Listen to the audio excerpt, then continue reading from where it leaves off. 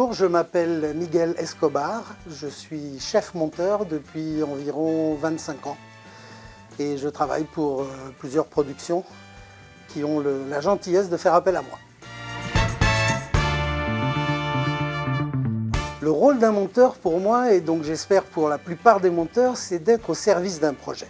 Parce que le monteur, c'est la personne qui symbolise un petit peu la première étape de la post-production, qui est, comme j'ai tendance à le dire, le premier spectateur, et qui donc va recevoir les images qui ont été tournées. Et c'est à lui de trouver une cohérence avec le réalisateur pour que le projet aboutisse.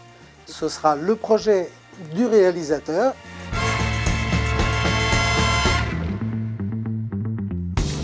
Le montage, pour moi, a toujours été quelque chose de spécifique parce que ma modestie va en souffrir, mais je trouve que c'est l'élément clé d'un projet.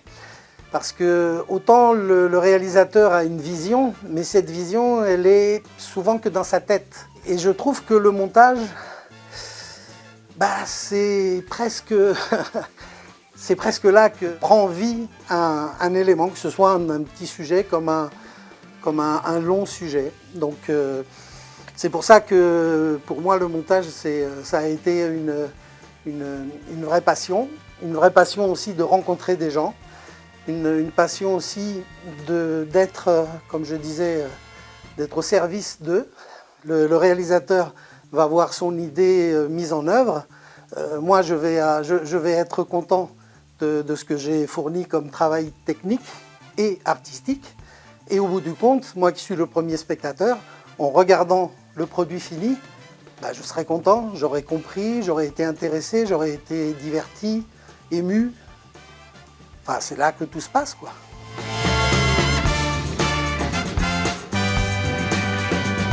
La première des choses, c'est pour le monteur de se mettre en rapport un petit peu avec l'idée du réalisateur. Et cette idée, il faut qu'il la mette en image.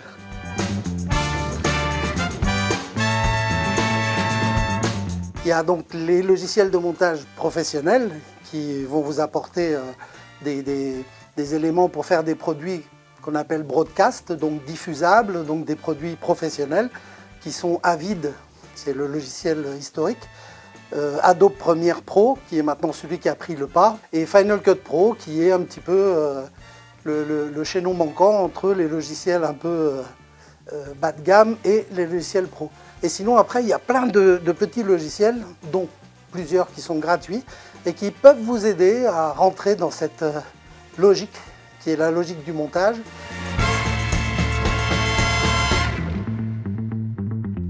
Le montage, c'est donc la première étape de la post-production. Et après, il y aura d'autres étapes de post-production qui sont plus des étapes de finition, qui sont des étapes où on va traiter le son, qu'on appelle le mixage, et une autre étape où on va traiter l'image, la colorimétrie, qui s'appelle l'étalonnage.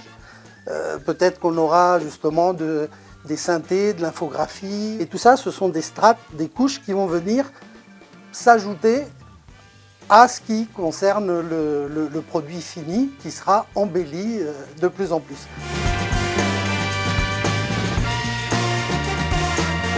C'est la rigueur. Si vous n'avez pas la rigueur pour soit renommer les plans, soit les mettre dans les bons endroits, ça a l'air du temps perdu au moment où on le fait, mais croyez-moi, ce n'est pas du temps perdu. Vous allez gagner du temps parce qu'après, au moment où vous voudriez chercher quelque chose, une musique, une image, un décor, eh bien vous allez y aller directement et vous n'allez pas être obligé de repasser 45 plans pour retrouver ce que vous voulez. La post-production, c'est un travail d'équipe. Donc il y a le montage, mais il y a toute la post-production qui vient derrière.